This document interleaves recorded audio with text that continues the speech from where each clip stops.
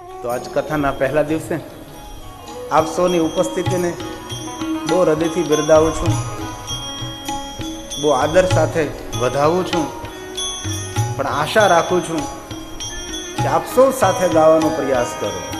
આઈએ ભાવ છે.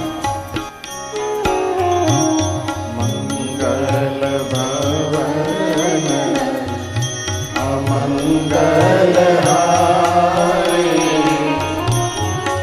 ઉમા સહિત જય જપ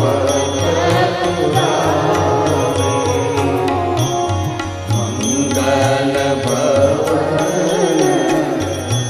અમંગલ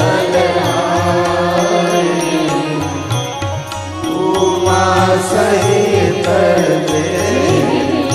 જપત પુરારી નમઃ શિવાય નમઃ શિવાય હર હર ભોલે નમઃ શિવાય શિવાય નમઃ શિવાય હર હર ભોલે નમઃ શિવાય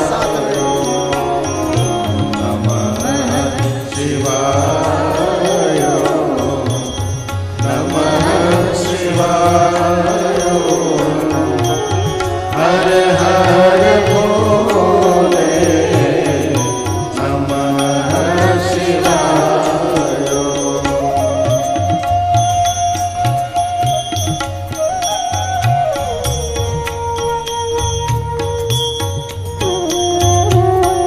આ મંદિરો થોડુંક વધારે પકડાય છે.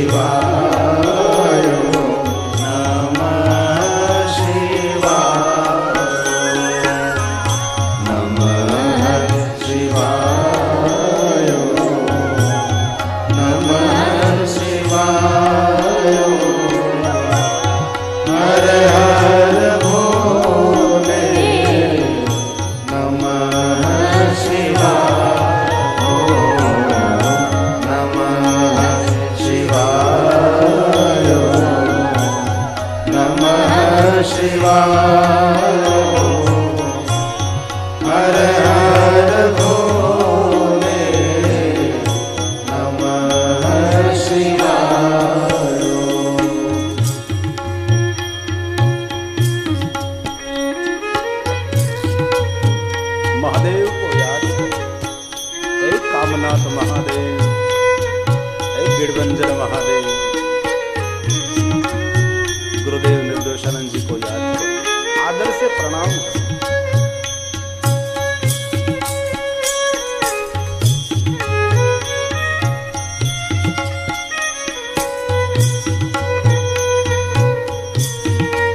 हे महादेव, हे महादेव.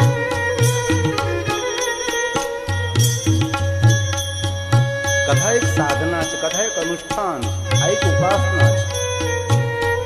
યજ્ઞનો યજ્ઞ મહાયજ્ઞ એ કથા યજ્ઞ છે. દુનિયાના યજ્ઞો કરવાથી કથા સાંભળવાનું ફળ નથી મળતું, પરંતુ કથા શ્રવણ કરવાથી દુનિયાના દરેક યજ્ઞો કરવાનું ફળ મળે. અરે યજ્ઞો કરવાનું ફળ મળે તેટલું નહીં, દુનિયાની દરેક તીર્થયાત્રા કરવાનું ફળ કથા શ્રવણ માત્ર થાય. આ ભગવાનની કથા સાંભળવા માત્ર. જે માનવ કથાને સામાન્ય નિમ્ન સમજે છે એ ભગવાનનો ગુનેગાર છે. મહાદેવને કથા પ્રિય છે, વિષ્ણુને કથા પ્રિય છે, બ્રહ્માને કથા પ્રિય છે. અરે મારા રામ અને કૃષ્ણને કથા પ્રિય. નારદ તો કથાનો અતિ પ્રેમી છે. આ દુનિયાનો ધન્ય તે માનવ છે જે માનવના હૃદયમાં કથા સાંભળવાની પ્રીતિ હોય. આ એ ભાવ છે. નમઃ શિવાય નમઃ શિવાય નમઃ શિવાય નમઃ શિવાય નમઃ શિવાય નમઃ શિવાય.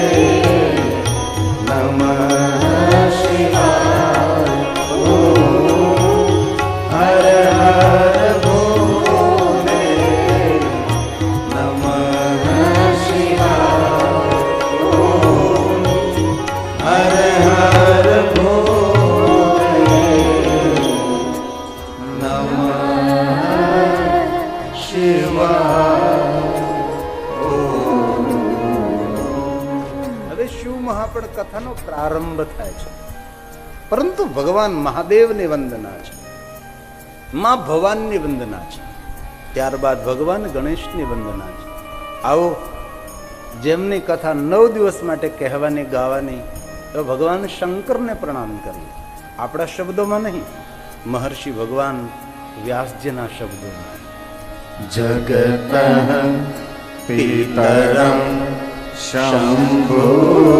ભગવાન વ્યાસ બોલે છે, હે જગત પિતા, હે મહાદેવ, હું આપને પગે લાગુ છું, પ્રણામ કરું છું.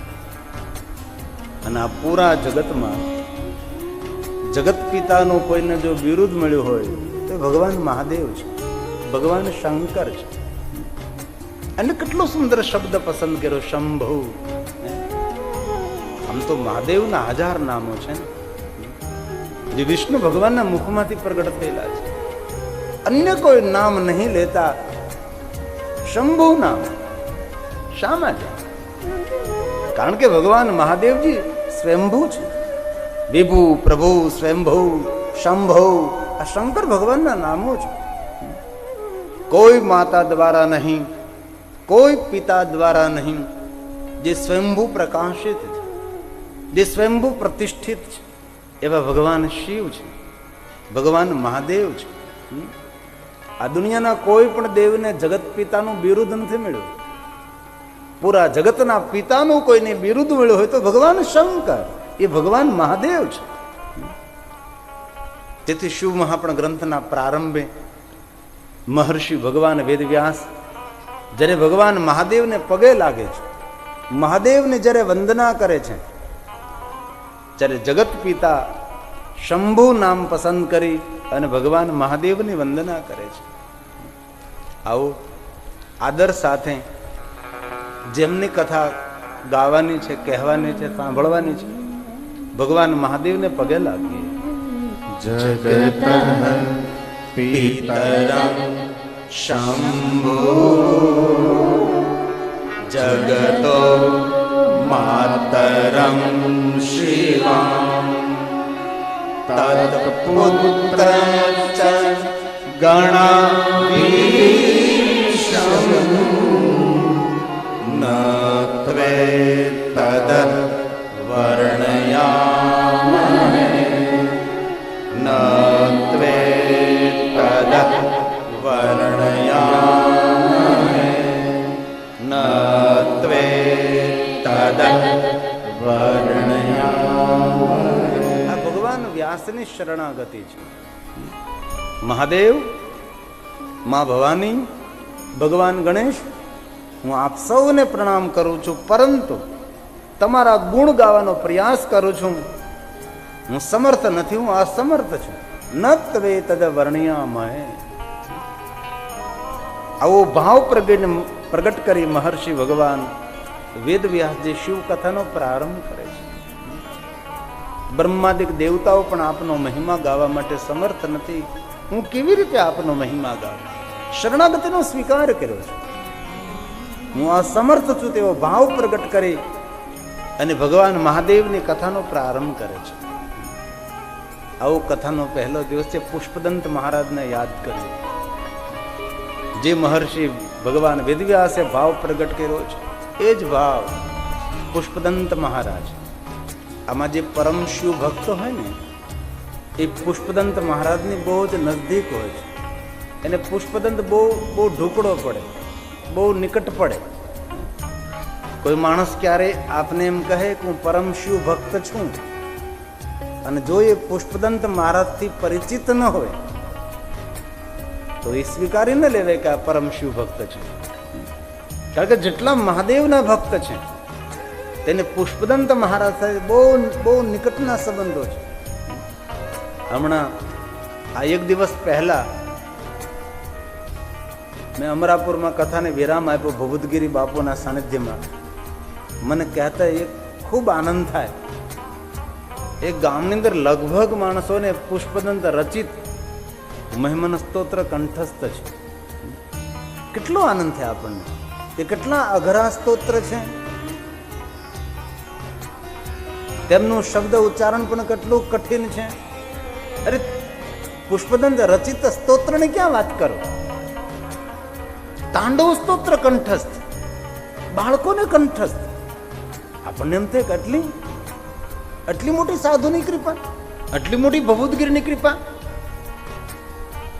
અમરાપુરની કથાનો વિરામ કરી ભભૂતગીરીને પ્રણામ કરીને રણસિકે ગામમાં આવ્યો તો અહીંયા પણ કોઈ સદગુરુની કૃપા, અમારા સદગુરુ નિર્દોષાનંદ સ્વામીજીની કૃપા છે.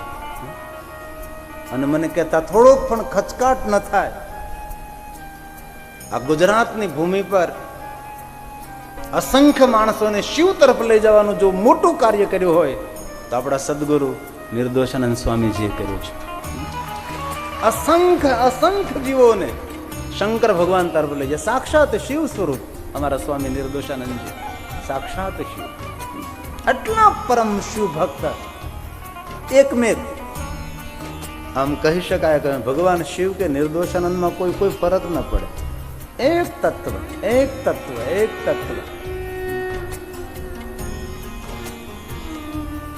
આ સદગુરુની કૃપા છે. મેં તો પત્રિકા જોઈ તો ગુરુદેવનો ફોટો જોયો તો મને એટલો આનંદ થયો. પરમ શિવ ભક્ત, એમની છત્ર છાયા, એમની કૃપા. અને કાલે જયારે આગમન થયું આ ગામની અંદર મારું, ત્યારે મેં કહ્યું ભાઈ મનસુખભાઈને, મેં કીધું પહેલા આપણે મહાદેવનું દર્શન કરવા માટે જઈએ. ત્યારે ગુરુદેવે તપ કરેલું અને કામનાથ મહાદેવ બિરાજે છે. સૌની કામનાની પૂર્તિ કરનારું મહાદેવ, કામનાથ મહાદેવ, એમનું દર્શન કર્યું. તમે સાચું નહીં માનો, સાચું માનો કે ન માનો, પણ 5 જલના લોટા મહાદેવને ચડાવીને કહ્યું કે ભગવાન આ તારી જ જવાબદારી છે. આ મનસુખ દેવાણીએ શિવમાં પણ કથાનું આયોજન કર્યું. સાંગો પાંગ નિર્વિઘ્ને. માનપૂર્ણાને થોડીક ભલામણ કરી દેજે.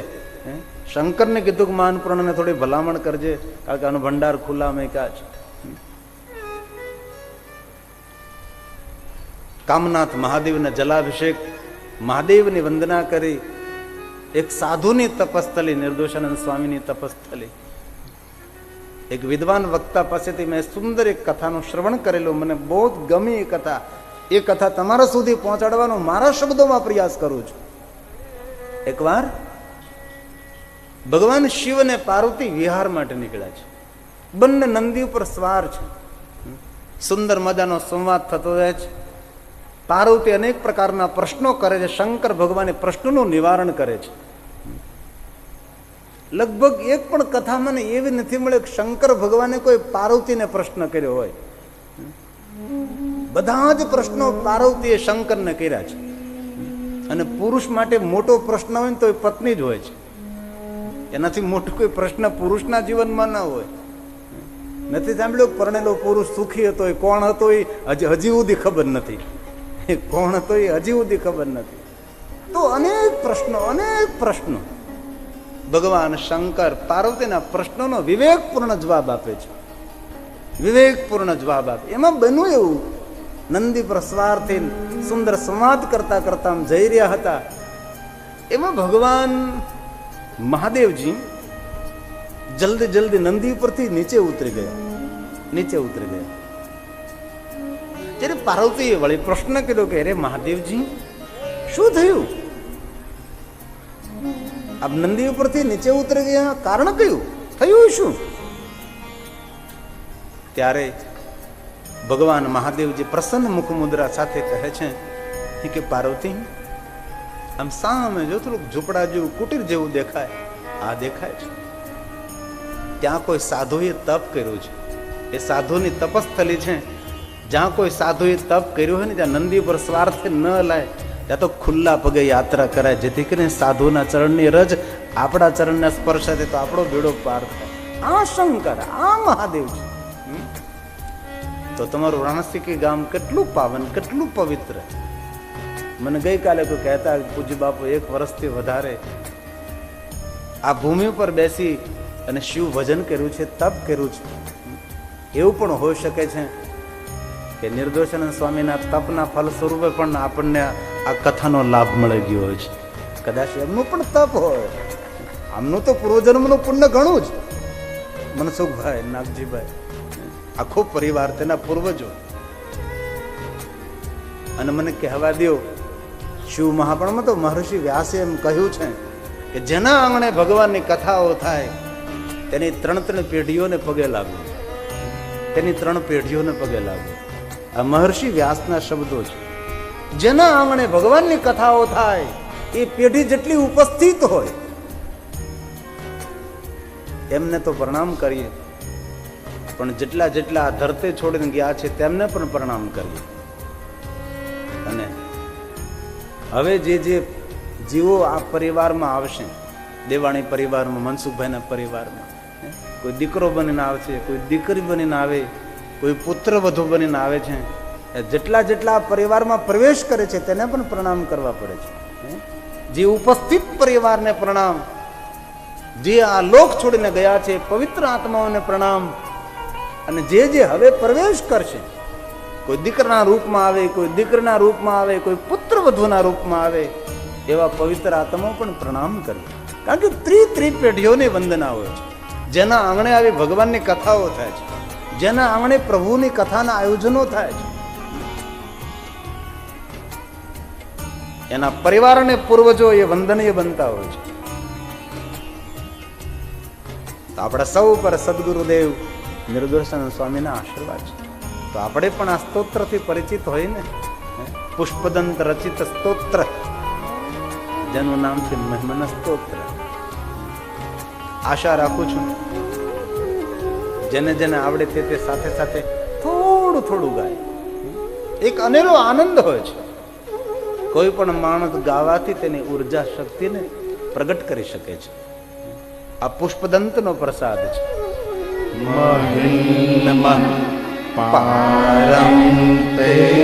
પુષ્પદંત કહે છે મહાદેવ આપનો મહિમા દિશાથી પર છે, દેશથી પર છે, કાળથી પર છે, બુદ્ધિથી પર છે, શબ્દોથી પર છે.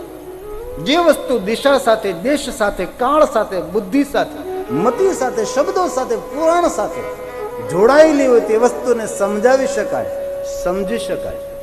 પણ જે વસ્તુ સર્વથી પાર હોય કેવી રીતે તેને સમજાવીએ આપણે? આ પુષ્પદંત મહારાજની ગર્જના છે.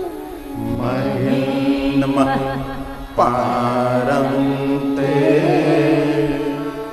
પરમ વિદુષો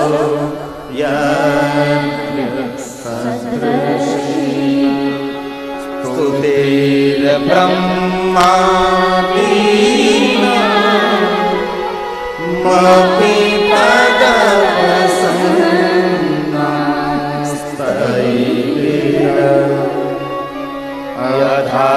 યથાસ્ય સર્વ સ્વમતિ પરિણામા વદિગો મમાપ્યેશ સ્તોત્રે હર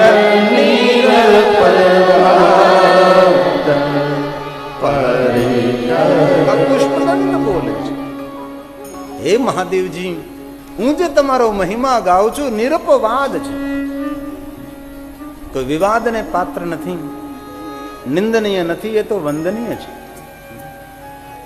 મારી કમર કસીને આપનો મહિમા ગાઉં છું. હું જાણું છું બ્રહ્માદિક દેવતાઓ પણ આપની પૂર્ણ સ્તુતિ ન કરી શકે, તમારા ગુણનો વિસ્તાર ન કરી શકે, તો હું કેવી રીતે કરી શકું? પરંતુ હે મહાદેવ, આપના ગુણ તેટલા માટે હું ગાઉં છું કે આપકા તમારા ભક્ત હોવાના નાતે. મહાદેવ, પક્ષી જો આકાશમાં ઉડવાનું છોડી દે તો તેને પંખી કોણ કહે, તેને પક્ષી કોણ કહે? કારણ કે પંખી ને પક્ષીની ઓળખાણ જ તેની ઉડાન છે. એ રીતે હે મહાદેવ, તારો મહિમા ગાવો એ જ ભક્તોની ઓળખાણ છે, નિરપવાદ છે. અને દુનિયાનો કોઈ પણ માણસ કોઈ પણ શબ્દો દ્વારા મહાદેવનો જે મહિમા ગાય છે એ વંદનીય છે, એ પ્રણમ્ય છે, એ પગે લાગવાને યોગ્ય છે. જેની પાસે જે ભાષા, જે શબ્દ ભંડોળ, જેની જેવી મતિ, એ પ્રમાણે ભગવાન આપનો મહિમા ગાય શકે, નિરપવાદ છે. મહાદેવ આપનું નામ એક ભોળાનાથ છે. અને દુનિયા એવું સમજે છે કે શંકર ભગવાન ભોળા છે, ખુદ મહાદેવ ભોળો નથી. આ દુનિયામાં ભોળા અને ભલા માણસો છે, એમનો ભગવાન કોઈ હોય તો ભગવાન શંકર છે, ભગવાન મહાદેવ છે. ભોળા પણ હોય અને ભલા પણ હોય, એમનો કોઈ ભગવાન, એમનો કોઈ ઈશ્વર હોય તો શંકર ભગવાન છે. આપણે શું એવું સમજી બેઠા છીએ કે શંકર ભોળા છે, અને સજ્જન માણસોનું આભૂષણ તેનું ભોળ પણ હોય છે. કોઈ પણ ડાયો માણસ હોય ને, એનું આભૂષણ તેનું ભોળ પણ હોય છે. એ કોઈની સાથે બનાવટ ન કરે. એમની સાથે ભલે કોઈ લાખ બનાવટ કરી જાય, એમની સાથે ભલે કોઈ કપટ કરી જાય, પણ એ ખુદ કોઈની સાથે કપટ ન કરે. અને ભલો કહેવાય અને ભોળો કહેવાય છે. તમે જુઓ મહાદેવનું જીવન ચરિત્ર, શંકર ભગવાને કોઈ સાથે કપટ ન કર્યું, મહાદેવે કોઈ સાથે બનાવટ ન કરી. આ ભલા અને ભોળા માણસોના શ્રેષ્ઠ લક્ષણો હોય છે. કપટ રહિત જીવન હોય છે, આર પાર જીવન હોય છે. ભગવાન શંકર ખુદ ભોળો નથી, ભોળા માણસોનો ભગવાન છે. ન જાનામિ યોગમ જપમ નૈવ પૂજા ન તો હમ સદા સર્વદા શંભો તુભ્યમ. મંત્રહીનમ ક્રિયાહીનમ ભક્તિહીનમ સુરેશ્વર, એમનો ઈશ્વર ઇતિ શંકર, એ ભગવાન મહાદેવ છે. તેથી ભૂલથી એવું ન માનવું કે શંકર ભોળો છે. ઘણા લોકોને એવું મનમાં છે કે શંકર ભોળો, એને કઈ ખબર ન પડે. અરે ભલા માણસ, પોતાની ભ્રુકુટી માત્રથી જગતનું સર્જન કરે છે, પોતાની ભ્રુકુટી માત્રથી જગતનું પોષણ કરે છે, આંખના ઈશારા માત્રથી જગતની રક્ષા કરે છે. પોષક, રક્ષક, સર્જક એ ભગવાન શંકર. એ ભોળો નથી. પણ આ દુનિયામાં જે ભલાન ભોળા માણસો છે, એમનો કોઈ ભગવાન હોય તો ભગવાન શંકર, જેનું નામ ભોળાનાથ છે, નિરપવાદ છે. હે મહાદેવ, આ દુનિયામાં જે તમારો મહિમા ગાય નિરપવાદ છે, એ વંદનીય છે, તે નિંદનીય નથી. આ પુષ્પદંત મહારાજના શબ્દો છે. આપનો મહિમા અતીત છે, સર્વ પંથોથી પર છે.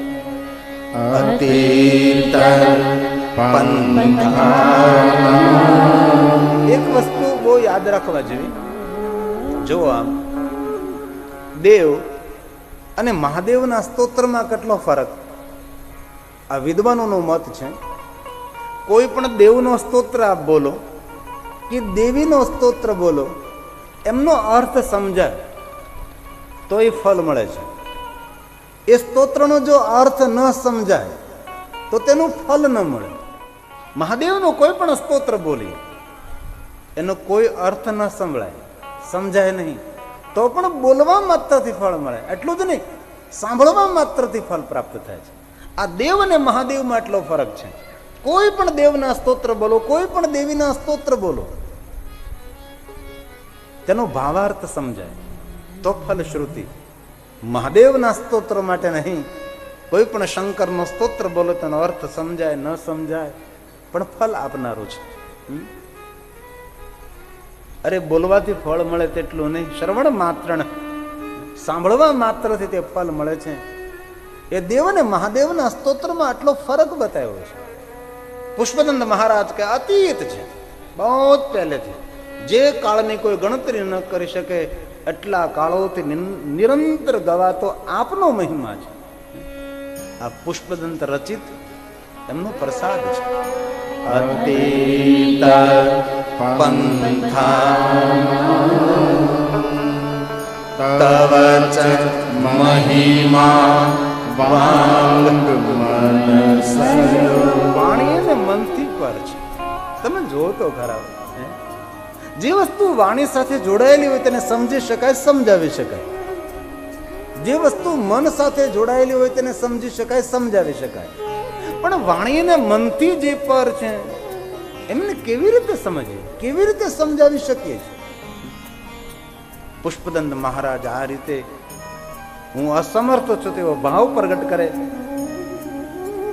મહર્ષિ ભગવાન વેદવ્યાસજી નત વે તદ વર્ણિયામહે, હું તમારા ગુણનો વિસ્તાર કેવી રીતે કરું એવો ભાવ પ્રગટ કરી અને શંકર ભગવાનની વંદના કરે. વંદે કાલ હરમ હરમ વિષધરમ. આ ભગવાન શંકરની એક શ્રેષ્ઠ વંદના છે. કાલનું હરણ કરનારો શંકર કોણ છે? કાળના મુખમાંથી રક્ષા કરનારો. મહાદેવ કોણ છે? મૃત્યુના મુખમાંથી રક્ષા કરનારો ભગવાન શંકર છે, જેનું ચરિત્ર ચિત્ર વિચિત્ર છે. તમે જો બધા દેવ જેવો શંકર નથી, શંકર કંઈક જુદો દેખાય છે. દુનિયાના દેવો ઉભા હોય મંચ પર, એમાં શંકર તરી વરે છે. એમનો વેશ, એમનો ગણવેશ, એમનું ચરિત્ર, એમનું જીવન ચરિત્ર લૌકિક નથી, અલૌકિક છે. અને બહુ યાદ રાખજો, આ શિવ કથા પણ લૌકિક નથી, આ કથા અલૌકિક છે. સાંભળવી ને કહેવી બે અઘરું પડે, બંને કઠિન પડે છે. કારણ કે લૌકિક કથામાં બહુ રસ પડે, આપણને બહુ જ પ્રીતિ પડે. આ શંકરની કથા લૌકિક નથી, શંકરની કથા તો અલૌકિક છે. આની અંદર સાંસારિક વાતો બહુ ઓછી આવે. અને બહુ યાદ રાખવું જીવનમાં, કથા એ મનોરંજન નથી ભાઈ. કોઈ માણસ એવું સમજતું હોય કે કથામાં બસ આપણે હા હા હી કરીએ, નાચીએ, કૂદીએ, નૃત્ય, ઠીક છે, થોડું ઘણું કરવું જોઈએ મનની પ્રસન્નતા માટે, બાકી કથા મનોરંજન નથી. કથા આંખનું અંજન છે. માણસના જીવનની દ્રષ્ટિ બદલે છે, માણસનું જીવન બદલે છે. તેથી શંકરની કથા એવી કોઈ સંસારિક કથાઓ નથી. આની અંદર બહુ જ કપરી ને અઘરી અલૌકિક કથા વિદ્વાનો માટે, સાધુ સંતો, મહાપુરુષો માટે પણ ઘણીવાર કોઈ વાતને શંકરની સમજવી એ ઘણી કઠિન પડી જાય છે. તેથી શંકર કેવો હતો કે કાલનું હરણ કરનારો છે. શંકર કોણ? તો કે ગળામાં વિષને ધારણ કરનારો છે. ગુરજટી છે, ગુથાયેલી, વિખાયેલી, ઘૂંચાયેલી જટા, એવી શંકરની જટા. સર્વ જગ્યાએ વિહાર કરતો શંકર, દયારૂપી અમૃતનો વરસાદ વરસાવતો શંકર, નૃસિંહ ભગવાનનું ચામડું પહેરનારો શંકર. ક્યારે વિચાર્યું કે શંકર ભગવાને સિંહનું, વાઘનું ચામડું શા માટે પહેરે છે? શંકર ભગવાન કે જંગલમાં શિકાર કરીને વાઘને માર્યો અને સિંહને માર્યો, તેની ખાલ ઉતારીને શંકરે પહેરી? નહીં. જ્યારે પ્રહલાદની રક્ષા માટે ભગવાન શ્રી હરિ, ભગવાન નારાયણ નૃસિંહ રૂપ ધારણ કરે છે, ત્યારે એનો ગર્વ દૂર કરવા માટે, અહંકારને ચૂર ચૂર કરવા માટે ભગવાન શંકર એક શરભ અવતાર લે છે. કોઈ કહે ને કે મહાદેવના કોઈ અવતાર નથી. અરે શંકર ભગવાનના અસંખ્ય અવતારો છે. કેટલા અવતારો તે કે વરસાદની જેટલી ધારાઓ એટલા મહાદેવના અવતારો થયા છે. ભલા માણા, એમાંનો એક અવતાર શરભ અવતાર છે.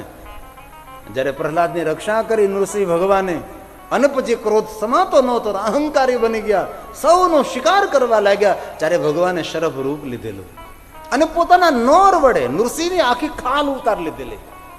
અને એમાંથી વિષ્ણુ પ્રગટ થાય છે.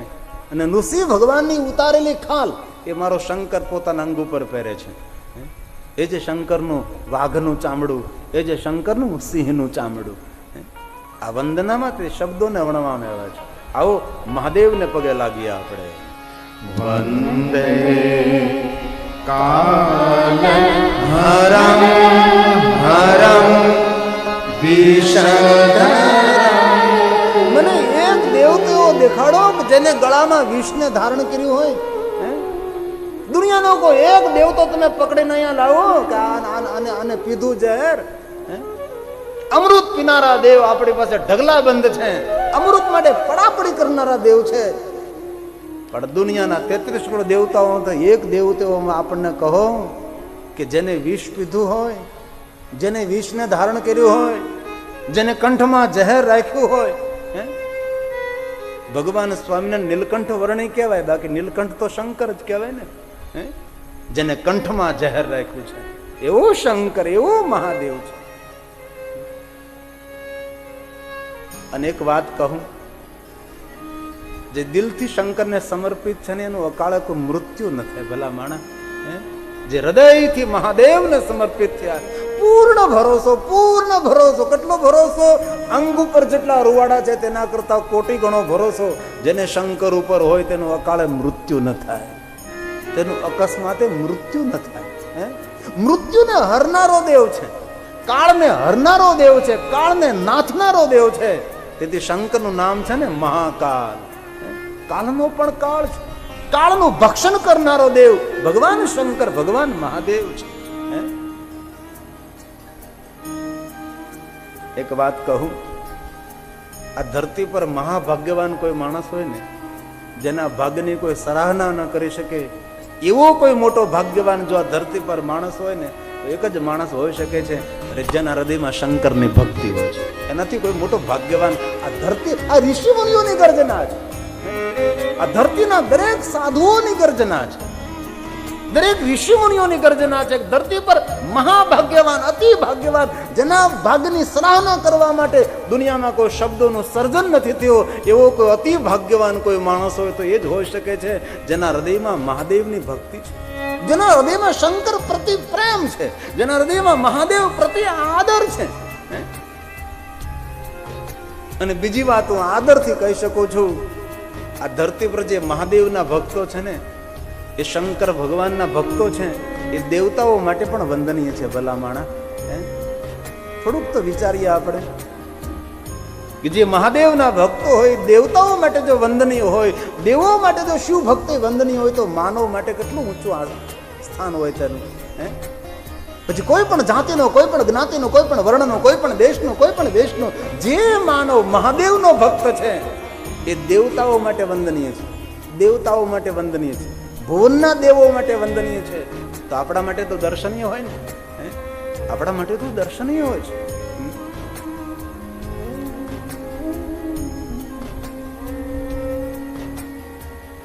જે કુળમાં ભગવાનની ભક્તિ થતી હોય, જે કુળમાં મહાદેવનું ભજન થતું હોય, જે કુળમાં શંકરની વંદના થતી હોય, જે કુળમાં મહાદેવની કથા થતી હોય, એ કુળ કેટલું ભાગ્યવાન હોય, તે પરિવાર કેટલો ભાગ્યવાન હોય છે. આ મનસુખભાઈનો પરિવાર મને મળતો તો મેં એક જ જણને કહ્યું, કેટલા ભાગ્યવાન માણસો, કેટલા પુણ્યવાન માણસો આ કે તમારા આંગણે ભગવાનની કથા અને શંકર ભગવાનની કથા. બાકી તો હું તમને કહું, આજે વિવાહ પ્રસંગોમાં લોકો કેટલો ખર્ચ કરે છે, કેટલો ખર્ચ કરે છે. મારે 3 વર્ષ પહેલા છોકરાના લગ્નમાં જવાનું હતું, એનારા હતો 3 કરોડનો ખર્ચ કર્યો લગ્નમાં. હમણાં પાછો મળ્યો તો મેં વળે સ્વાભાવિક પૂછ્યું કે ભાઈ લગ્ન થયા 3 વર્ષ થયા, કેમ છે બધું, ટાણા બેણા, કોઈ દીકરો દીકરી? તો કે એ તો છૂટું થઈ ગયું, આના 3 કરોડ ડૂબી જાય કે નહીં? એ 3 કરોડનો કોઈ અર્થ રહ્યો ખરો? તેથી હું તો નિરંતર કથામાં કયા કરું, મારા યુવાન દીકરાઓની પ્રાર્થના કે લગ્નમાં બહુ મોટો ખર્ચ ન કરવો, કારણ કે ભરોસો નથી હવે. આવી ભગવાનની કથા કરો, તમારા પિતરો તમારા પર અમૃતનો વરસાદ વરસાય. ભલા માણા, અનેક પૂર્વજો આજે ગૌરવથી દેવલોકમાં કહેતા છે, જો અમારા આંગણે પ્રભુ કાર્ય થાય છે, અમારા આંગણે ભગવાનના કાર્ય થાય છે. તેથી આ રાણસીકેના આંગણે આ દેવાણી પરિવાર દ્વારા આટલું સુંદર શિવ મહાપણ કથાનું આયોજન થયું છે. અને ધીમે ધીમે સૌ જાગીને આવતા જાય છે, ધીમે ધીમે જાગીને આવતા જાય. અને ખૂબ આશા રાખું છું મારા રાણાસીકેના ભાઈઓ બહેનો, આજુબાજુમાં સૌ ગામડાવાના સૌને પ્રાર્થના કે આપણી પાસે 9 દિવસ હોય, 1 દિવસ તો ગયો સમજો આજ. 9 દિવસ ભગવાનનું અનુષ્ઠાન કરીએ, ભગવાનની ભાવથી કથા સાંભળીએ. અને સાધુ તરીકે હૃદયથી કહું છું, જે મારા મહાદેવની કથા ભાવથી સાંભળે ને, તેની ભાગ્ય રેખા પલટાઈ જાય ભાઈ, તેનું ભાગ્ય પલટાઈ જાય, તેનું ભાગ્ય ખોલી જાય છે. બહુ આશા સાથે બોલું છું, બહુ શ્રદ્ધા સાથે બોલું છું. આ કોઈ લૌકિક કથા નથી, આ અલૌકિક મહાદેવની કથા છે. આવો શંકર ભગવાનને પગે લાગીએ આપણે. હે કાલહર, હે વિષધર, હે મૃડ, હે ગુરજટી, આ મહાદેવના નામો છે. ભાવ છે વંદે કાલ હરમ હરમ વિષધરમ વંદે મૃડમ ગુર્જિતમ વંદે સર્વગતમ દયામૃતમ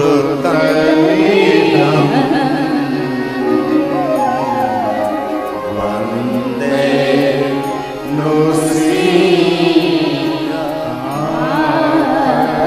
ભગવાન ઋષિના ગર્વને દૂર કરનાર, ઋષિ ભગવાનનું ચામડું પહેરનારા, જટાજુટધારી શંકર, દયારૂપી અમૃતનો વરસાદ વરસાવનારા શંકર, સર્વગત ભગવાન મહાદેવ, હું તમને પગે લાગુ છું. બ્રાહ્મણો દ્વારા પૂજિત, દેવતાઓ દ્વારા પૂજિત હે ભગવાન શંકર, આપના ચરણોમાં જે કોઈ નમન કરે છે તેનું સર્વ મંગલ કરનારા, ઇન્દ્રનું સર્વ રીતે કલ્યાણ કરનારા હે ભગવાન, જે તમારા શરણે ચરણે આવે તેનું કલ્યાણ ને કલ્યાણનો વિસ્તાર કરનારા હે ભક્તોના આશ્રય સ્થાન મહાદેવ, હું તમને પગે લાગુ છું. આ શંકર ભગવાનની વંદના છે. વંદે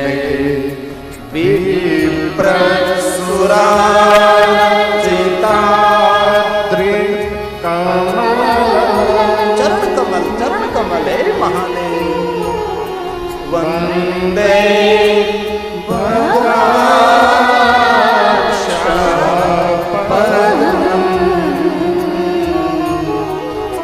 વંદે જનાશ્રયમ વરદમ વંદે શિવમ શંકરમ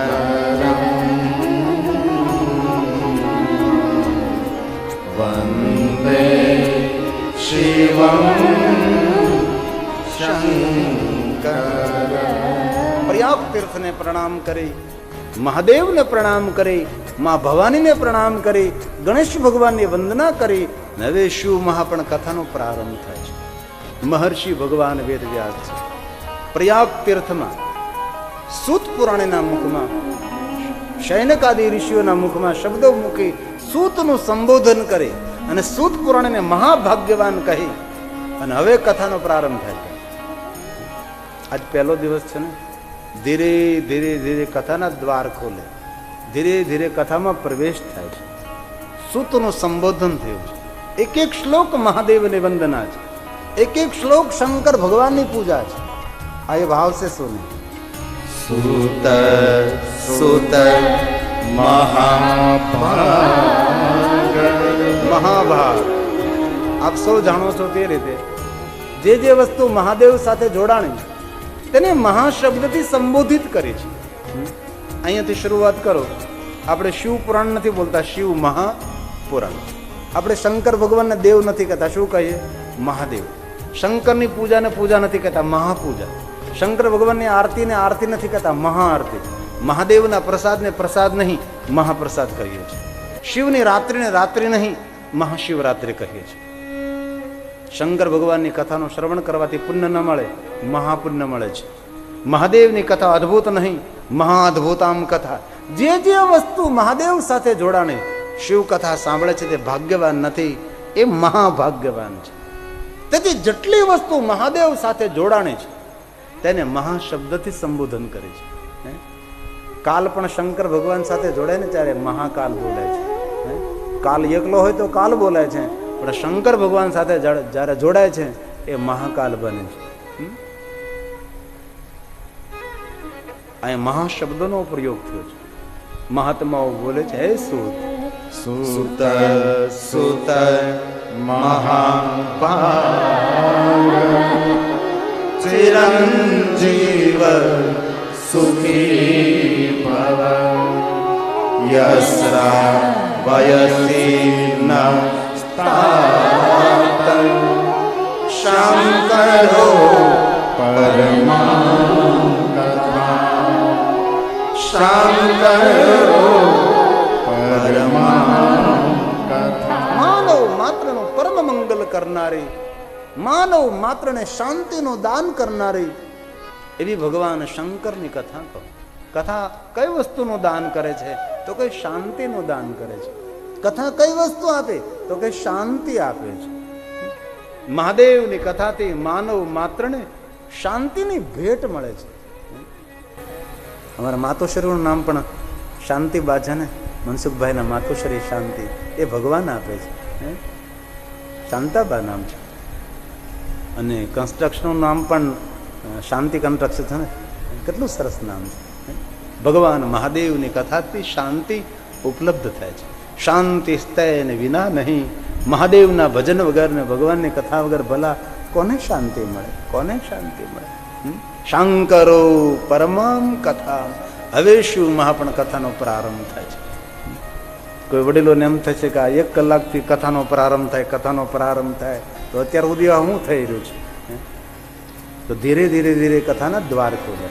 દાખલા તરીકે આપણે કોઈ જહાજ હોય કે અથવા ઓળકું હોય કે નાવ હોય, આમ પહેલાં સાગર કિનારે હોય, પછી સાગરમાં લઈ જવી, તો ધીરે ધીરે સાગરમાં પ્રવેશ કરે ને, પછી મધદરિયે જાય અને પછી સામે કિનારે પાર ઉતરે. આ કથાનું પણ એવું હોય, ધીમે ધીમે દ્વાર ખોલે. કોઈને ઘરે જવું હોય તો પહેલાં ડેલો ખોલે, પછી તેની ખડકી ખોલે, પછી તેના ઘરનું દ્વાર ખોલે, અને પછી તેનો શયનખંડ, તેનો બેઠક ખંડ, પછી તેનો ગર્ભગૃહ આવે છે.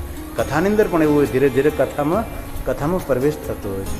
आओ शिव कथा नो प्रवेश करिए. पहला मेरे भोले के सहारे 2 मिनट के लिए. भोले के सहारे शिव शंकर डमरू वाले, मेरे भोले के सहारे शिव शंकर डमरू वाले, मेरी नैया सागर से तो पार लगा, मेरी नैया सागर से तो पार लगा, मेरे भोले के सहारे शिव शंकर डमरू वाले, मेरे भोले के सहारे शिव शंकर डमरू वाले, मेरी नैया सागर से तो पार लगा दे, मेरी नैया सागर से तो पार लगा दे.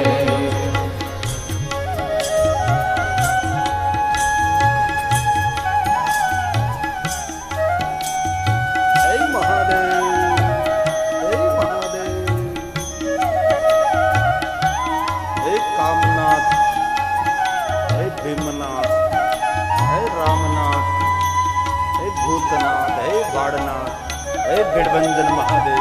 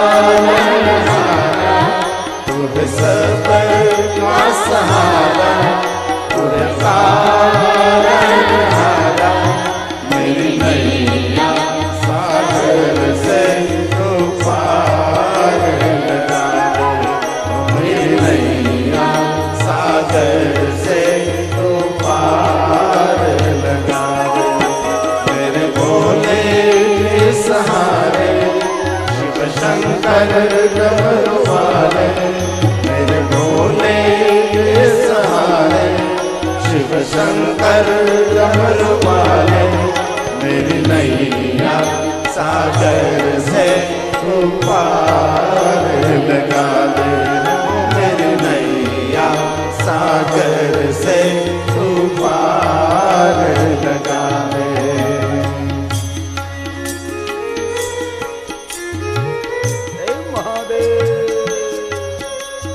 महादेव महादेवेची कीर्तना।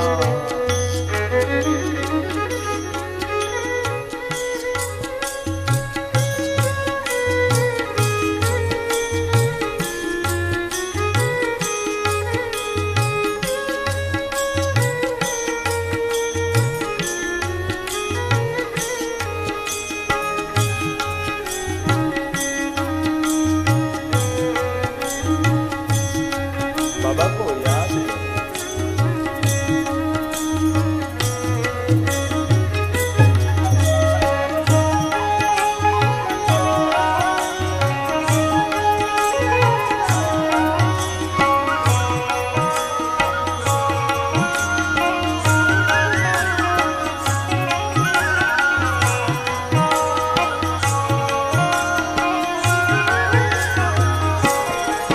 शिव नाम महिमा गावे जीवन का सुख पावे। शिव नाम महिमा गावे जीवन का सुख पावे। ये सभी गा रहे हैं, हम भी गा रहे हैं। ये सभी गा रहे हैं, हम भी गा रहे हैं। मेरी नैया सागर से तू पार लगा दे। मेरी नैया सागर से तू पार लगा दे। मेरे भोले के सहारे शिव शंकर डमरू वाले। मेरे भोले के सहारे शिव शंकर डमरू वाले। मेरी नैया सागर से तू पार लगा दे। मेरी नैया सागर से तू पार लगा दे।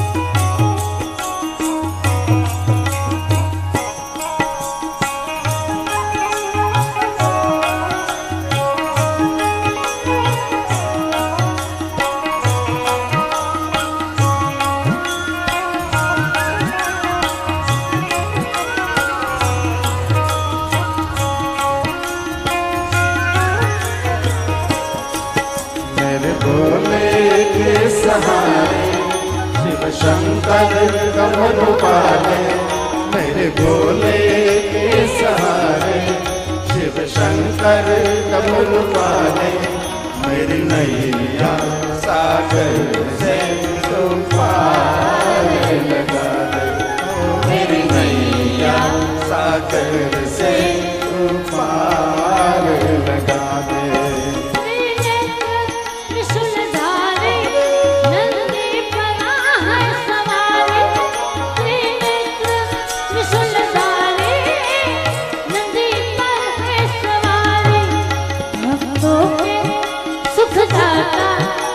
जगदीश विधाता